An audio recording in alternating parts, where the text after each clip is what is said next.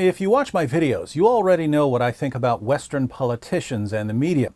Every generation looks back at the cowards of previous generations and says, look at those cowards. How could they sit back and watch that happen?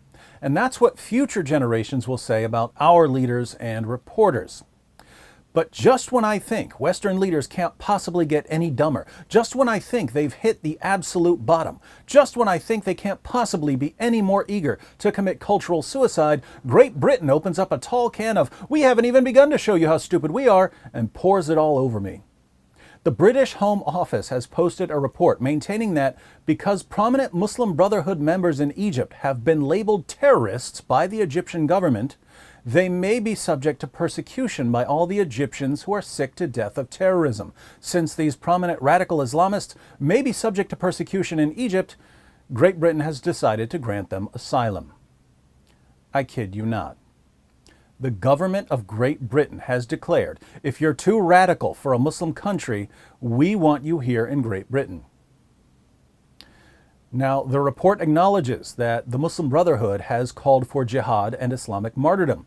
We read, the Muslim Brotherhood are reported to have released a statement in January 2015 calling on followers to embrace jihad and martyrdom to fight the current regime.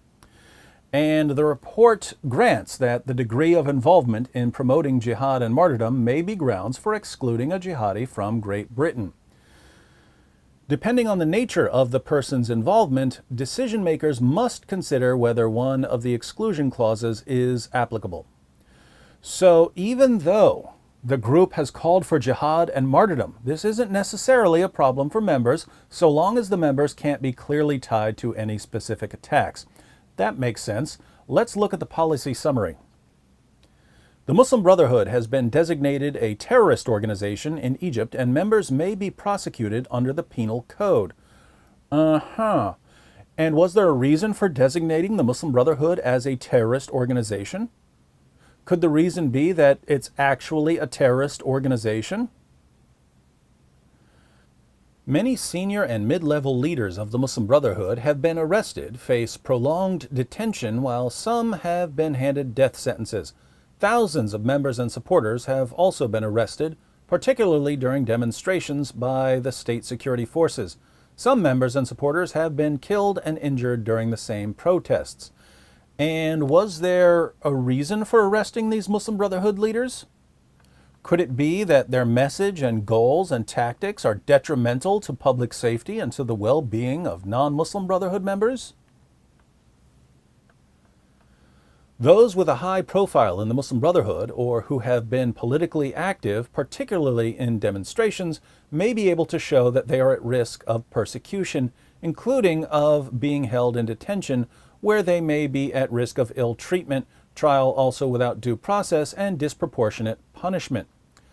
Additionally, high-profile supporters or those perceived to support the Muslim Brotherhood, such as journalists, may also be similarly at risk of persecution. In such cases, a grant of asylum will be appropriate.